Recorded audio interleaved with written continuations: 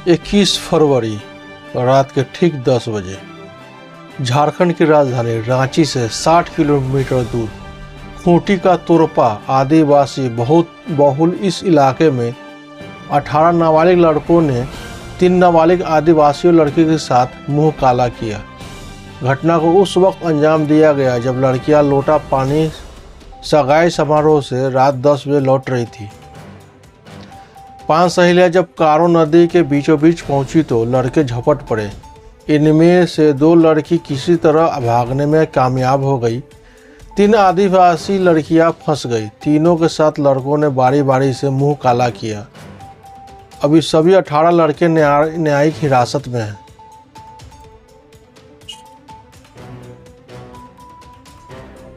तोरपा की उबड़ खाबड़ सड़कों से होते हुए भास्कर के रिपोर्टर दिल दहला देने वाली घटना स्थल पर पहुंचा।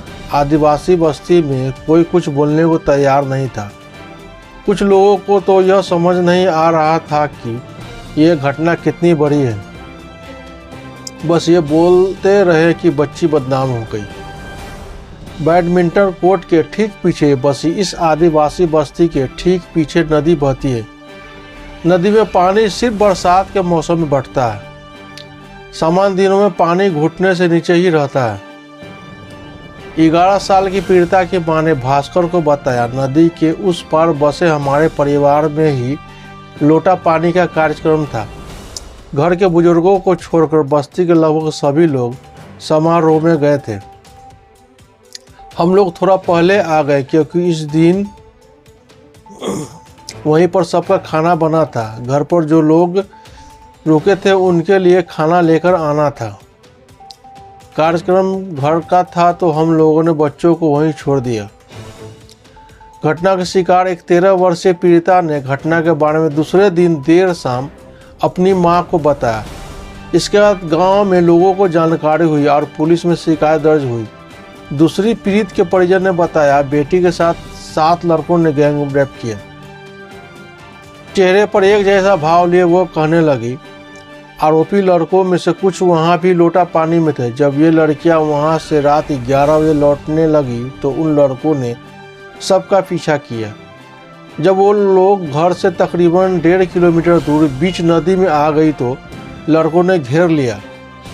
5 लड़कियाँ थी, इनमें से मेरे भैंसुर की बेटी भी थी। उसने एक लड़के को हाथ पर काट लिया और किसी तरह खुद को छुड़ाकर भाग आई। उनमें से एक और लड़की जैसे तैसे भागी। मेरी बेटी और 2 लड़कियों को वो लोग ले गए। परिजन का कहना है कि दोनों लड़कियों ने किसी को कुछ नहीं बताया और सो गई। इधर तीनों लड़कियां तकरीबन 3 बजे घर पहुंची और वो भी चुप रही।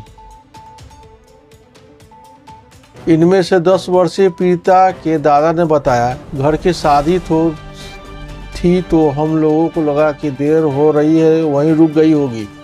हमें पता चल होता तो हम भी साथ ही रुकते। पीड़ित के दादा को लगता है कि उनकी पोती की बदनामी हो गई है। वो कहते हैं, चिंता हो रही है, अब तो मेरी बच्ची बदनाम हो गई है। इतनी छोटी है, शादी ब्याह सब होना है।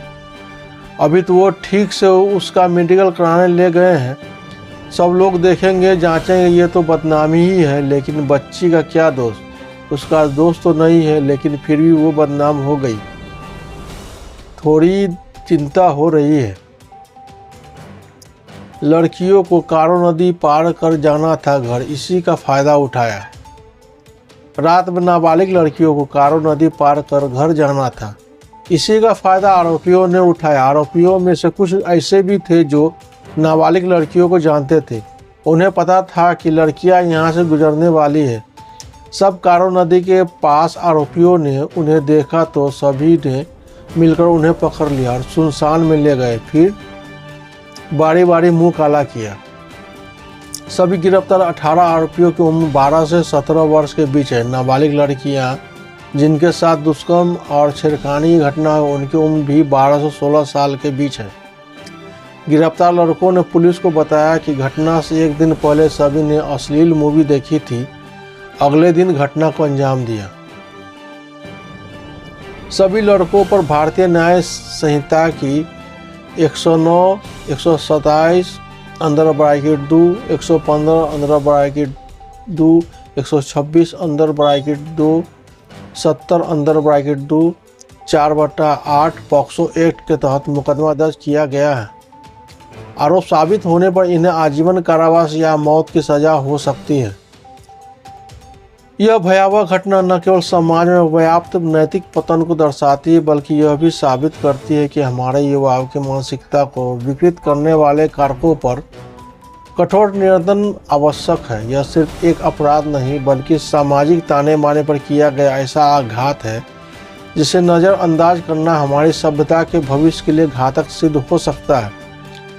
न्याय केवल सजा से नहीं, बल्कि ऐसी सोच को जड़ से मिटाने के प्रयासों से मिलेगा ताकि भविष्य में कोई भी बेटी असुरक्षित महसूस न करे। नमस्कार, आदाब, सत श्री अकाल। मैं हूं मोहम्मद इफ्तिखार और आप देख रहे हैं महुआ एक्सपीरियंस।